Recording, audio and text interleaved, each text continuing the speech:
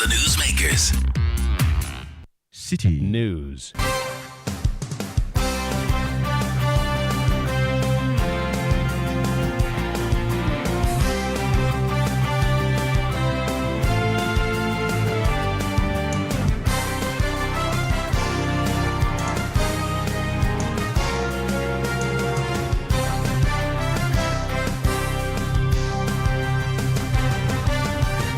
This is the Election Bureau. Hello and welcome to the Citi Prime News. The news is live from our studio at Adabraka in Accra.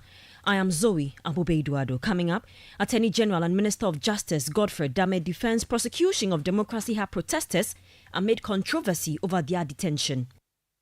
In any advanced democracy, when protesters exceed the limit of free expression and show disregard to their communities and the safety of their own lives, irrespective of the motives for the protests embarked on, they face the rigors of the law. Also coming up, inflation for the month of September rises to 21.5% due to increase in food inflation.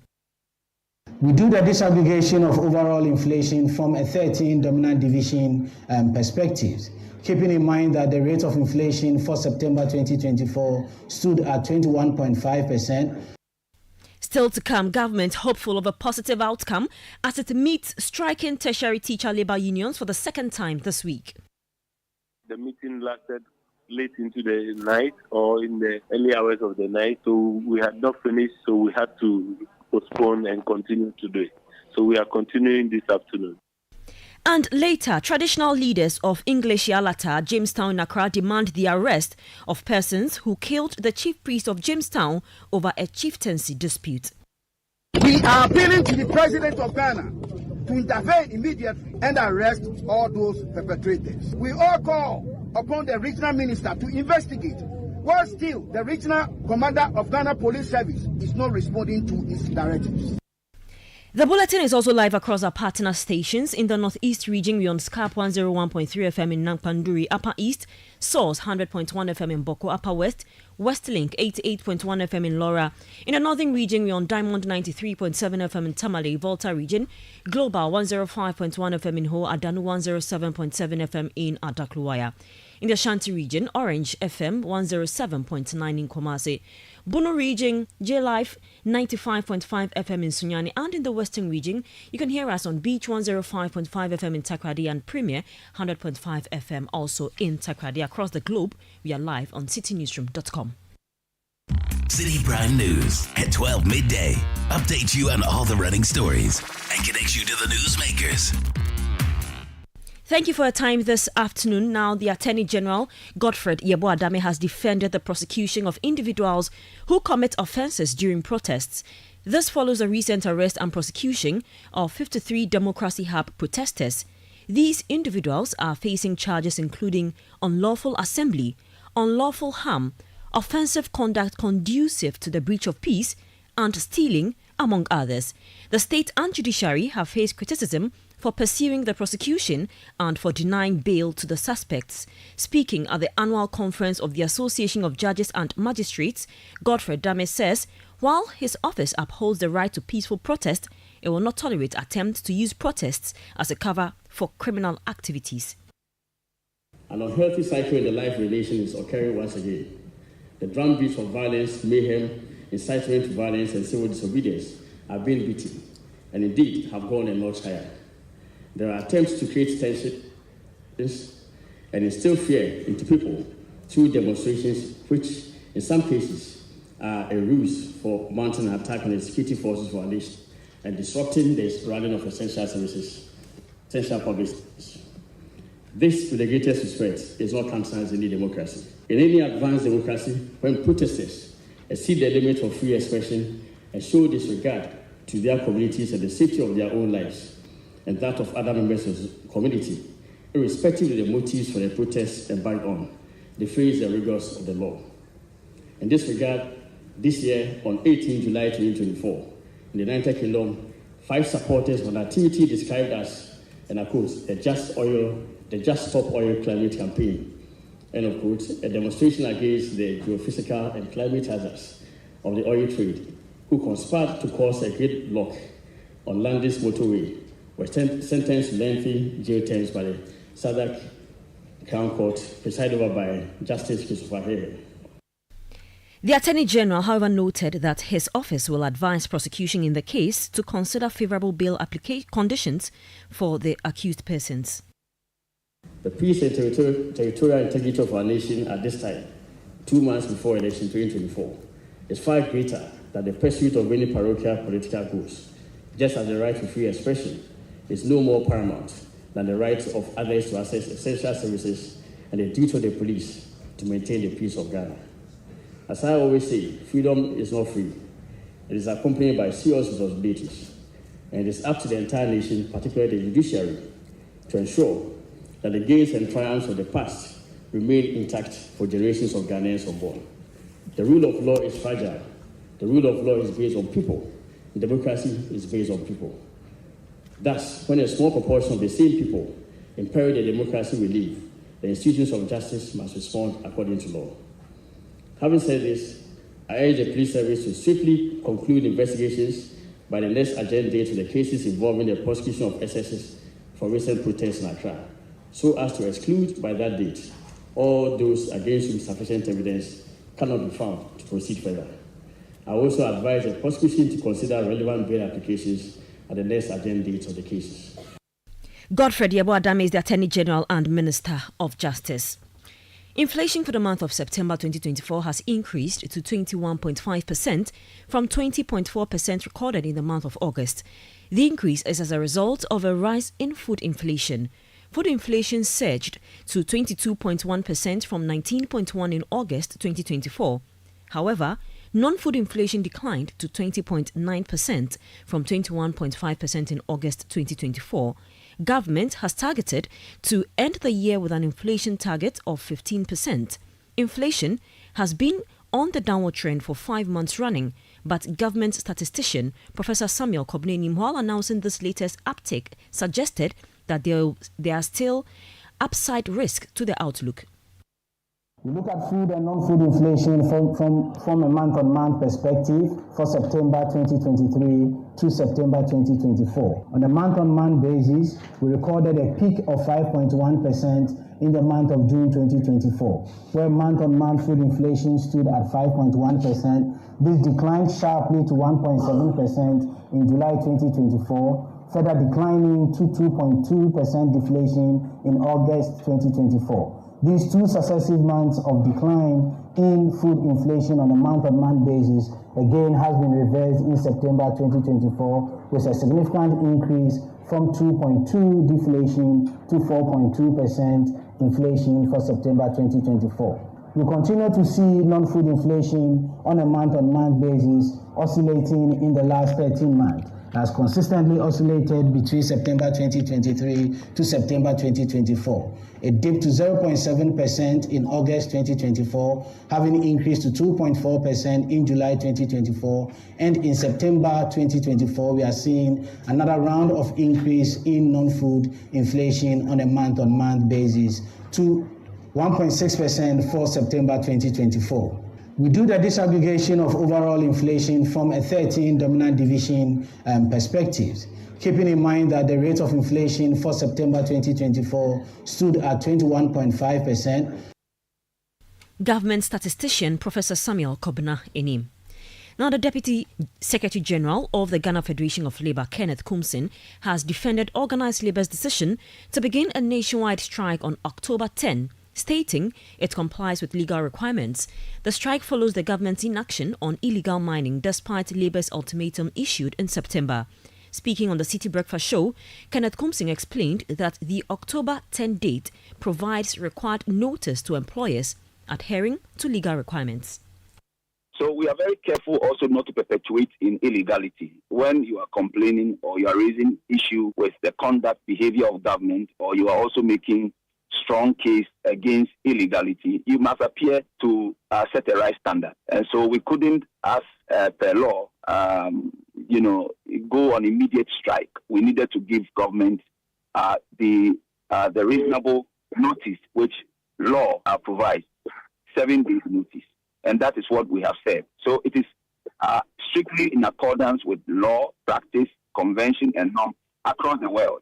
So people should understand we need to do what the law permits and not to appear to be doing your own things. So that is essentially the reason for this meeting. And again, it's also important that we give our constituents sufficient time to communicate to their employers, to communicate to their various sectors, so that it becomes a massive participation. You have, massive participation. Kenneth Kumsing provided details on the scale of the intended strike and noted that amicable solutions were not an option. Yes, it's an indefinite strike. Because you see, we all understand the gravity of the problem we are dealing with, okay? Unless you don't understand the consequences and the effect of our water bodies being destroyed and how all of us becomes affected by these destructions. So we consider this as a very important, a top-notch matter that we need to give it, our maximum attention. And so that's why we are going this route. Finally, we had the executive secretary of the National Labour Commission announced that they will have a meeting today to deliberate on your strike. Do you know, have you been invited to any meeting with the NLC? So, we have not been invited, but you see, the point is that it has to be made clear that we have gone past the stage of meetings, deliberation, conversation. We are in a stage where action must be taken. It is action. Without action, whatever decision, whatever meeting is immaterial. Kenneth Kumsing is the Deputy Secretary General of the Ghana Federation of Labour. Still on labour issues, the Ministry of Education will continue negotiations today with striking university workers after yesterday's meeting ended without a resolution. The Senior Staff Association, Universities of Ghana, the Federation of Senior Staff Association of Ghana, and the Teachers and Educational Workers Union of the Trade Union Congress have been on strike since last month due to the government's failure to meet previously agreed upon promises. As a result, some public universities have delayed reopening for the new academic year. Deputy Director General of the Ghana Tertiary Education Commission, Professor Francis Nunu, in an interview with Citi News, expressed optimism that today's discussions will yield a positive outcome.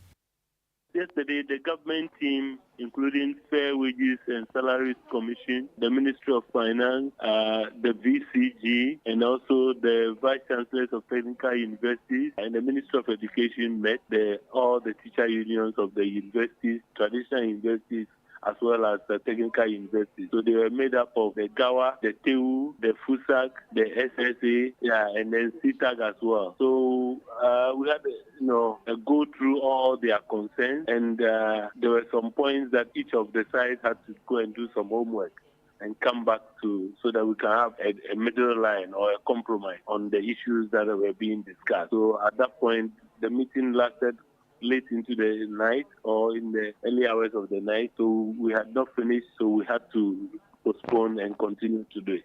So we are continuing this afternoon. But it also depends on all the position of all the stakeholders. Yeah, it needs the two sides to come to an agreement. So we are continuing so that each side will do its part to make sure that the strike is called off. So when we meet, hopefully, if we make good progress, yes, but we will continue to engage. We don't want to break the engagement. So we'll continue to engage till we have some amicable solution. Deputy Director General of the Ghana Tertiary Education Commission, Professor Francis K.E. Nuno.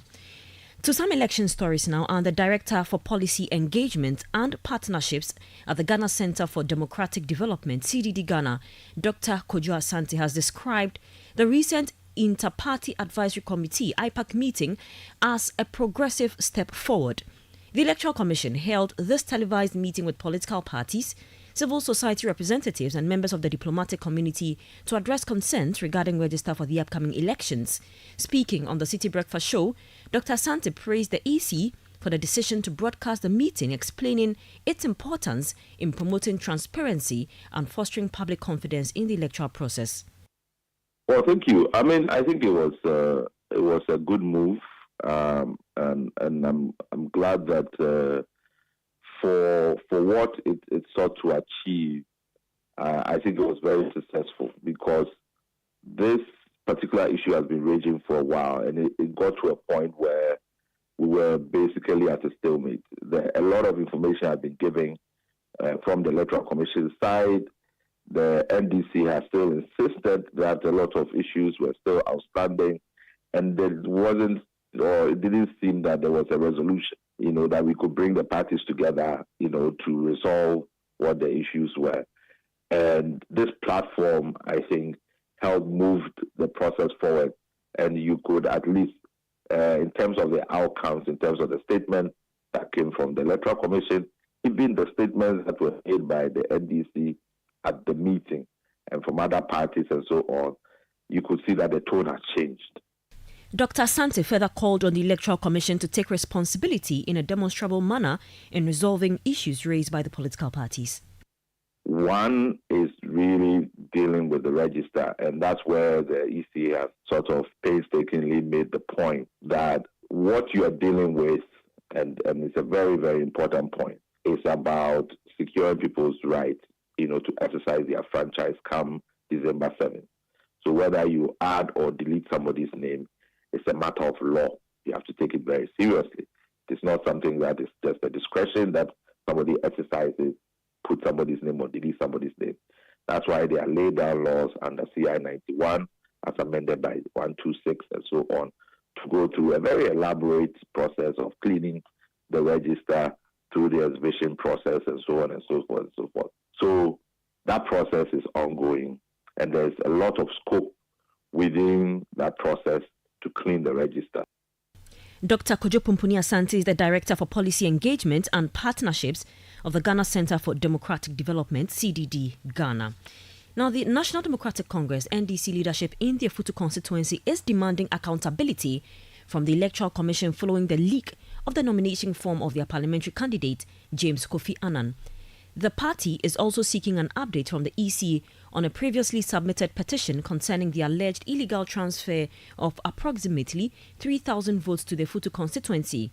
In addition, the NDC is urging the municipal chief executive, Kasim Zubairu, to halt the destruction of billboards belonging to their candidate. After submitting a petition to the chief of Afutu, Nei Gate the 8th, the NDC Afutu constituency secretary, Abraham Henry Arthur, called on the traditional authorities to intervene. Dated 5 September 2024 to the Electoral Commission regarding the 2009 illegal voter transfers onto the Afutu voter register. 2. A full-scale investigation onto how information regarding the nomination documents of the NDC parliamentary candidate and an independent candidate not leaked to the Afutu NPP parliamentary candidate, and application of consequences to those behind the leakage of the information. 3. That the municipal chief executive of the Afutu Municipal Assembly is called to order, following which the NDC will be forced to defend itself and protect its interests through any legitimate means.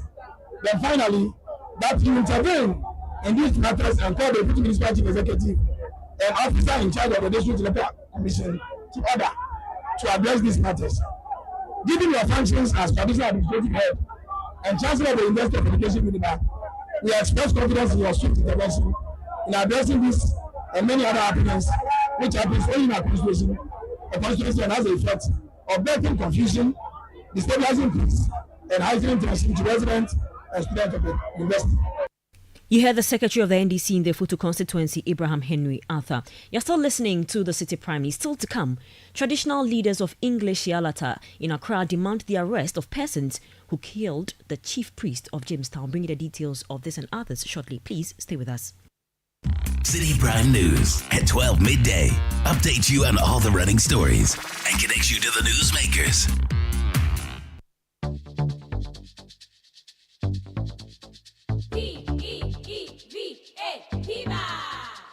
Looking for a burst of flavor in every sip?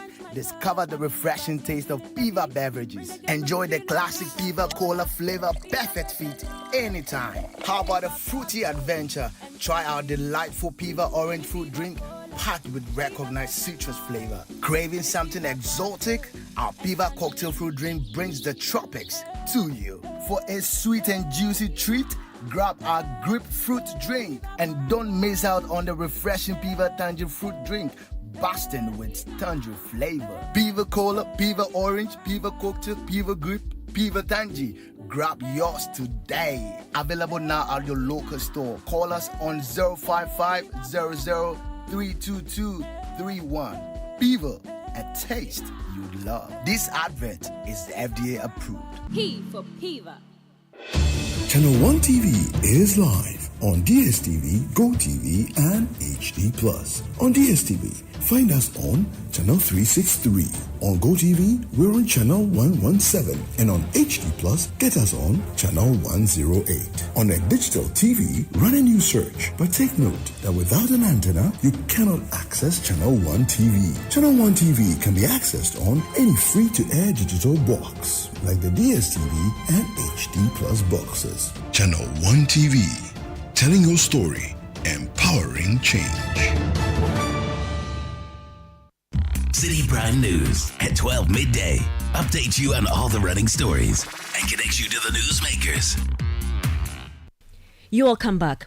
We take you to Jamestown in Accra, where traditional leaders of English Alata are calling for the immediate arrest of individuals allegedly responsible for the murder of Chief Priest Ni Aite Konko V.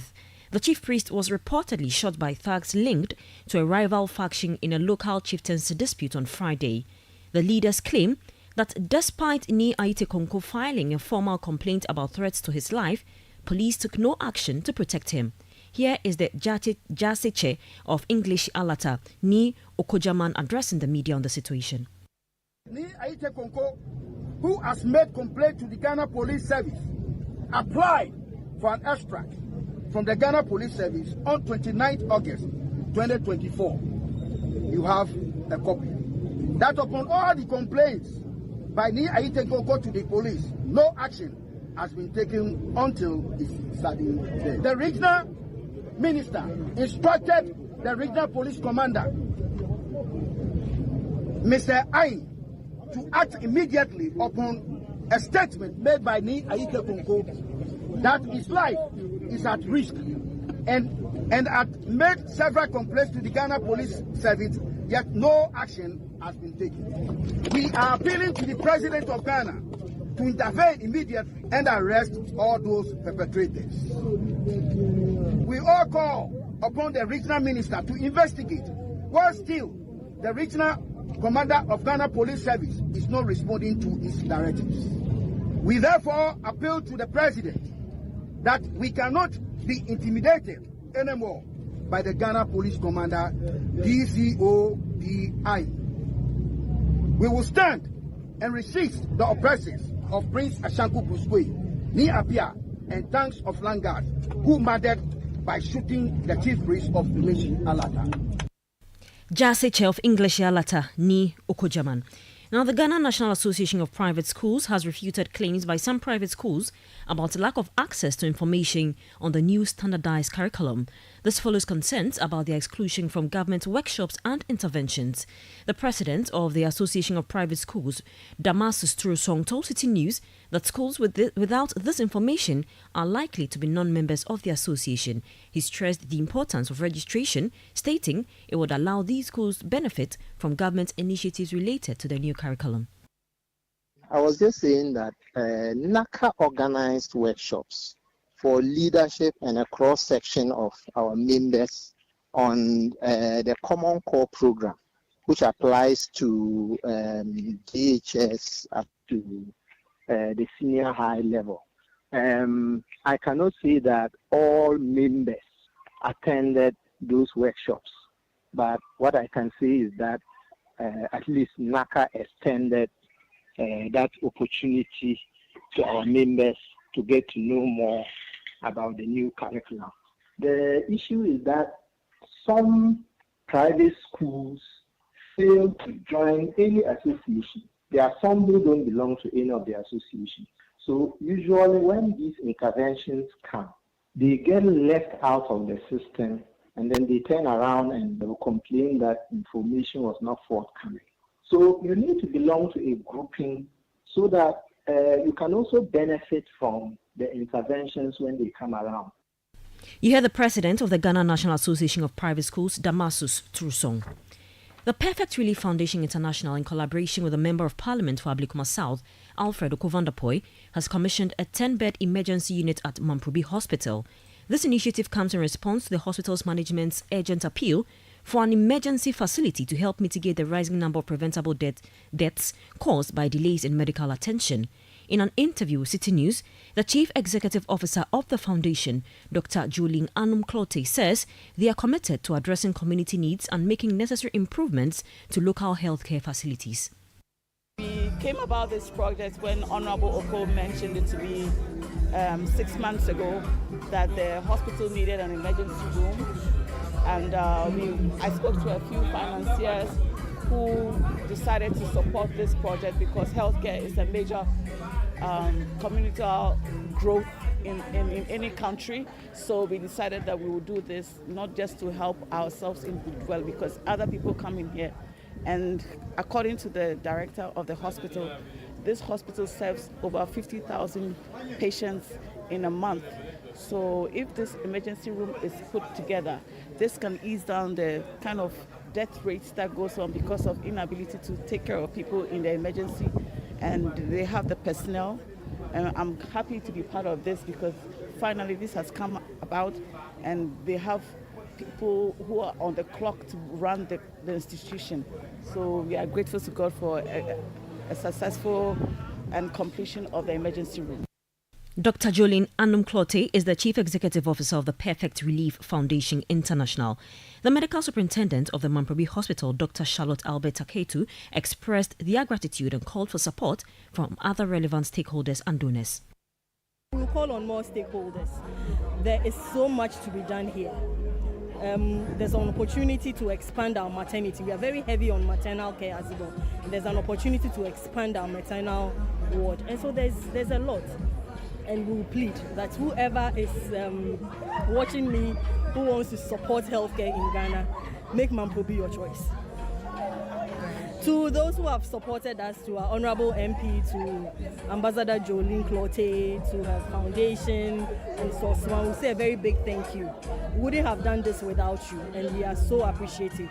We believe that what you have given us is going to go a long way to help healthcare in Ablekuma South and its environment.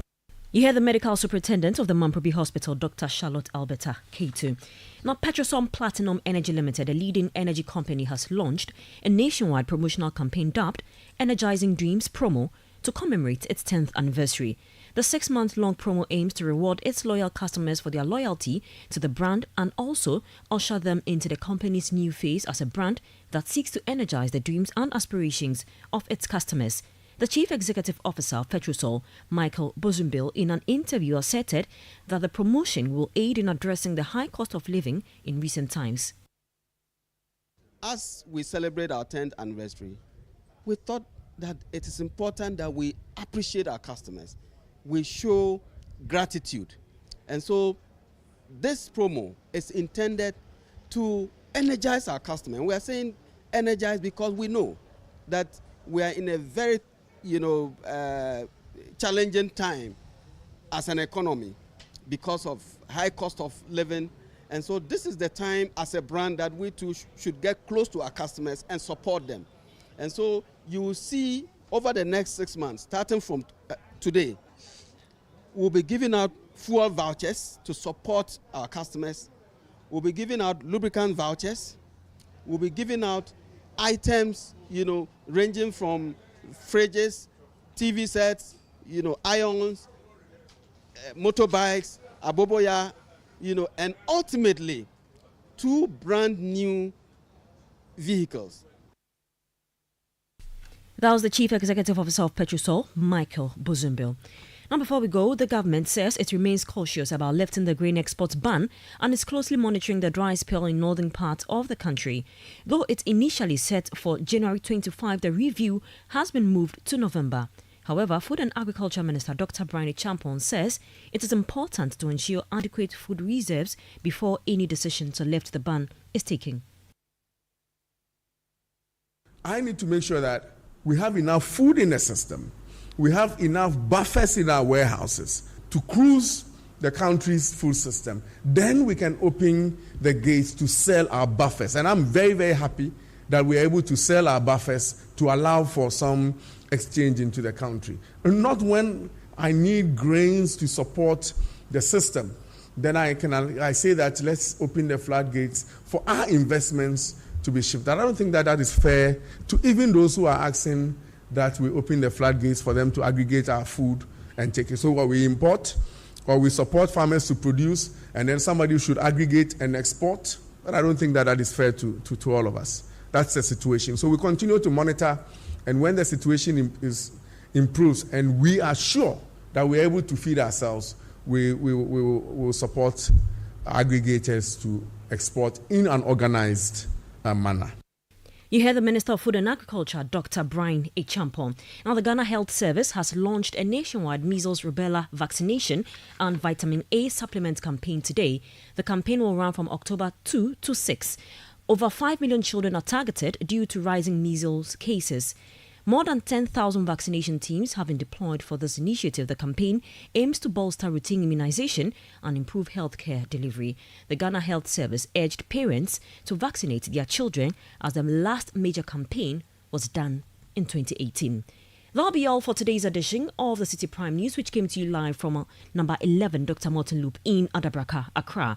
For more news, visit citynewsroom.com. My name is Zoe Abube-Eduardo. Keep listening to the Election Bureau. Good afternoon.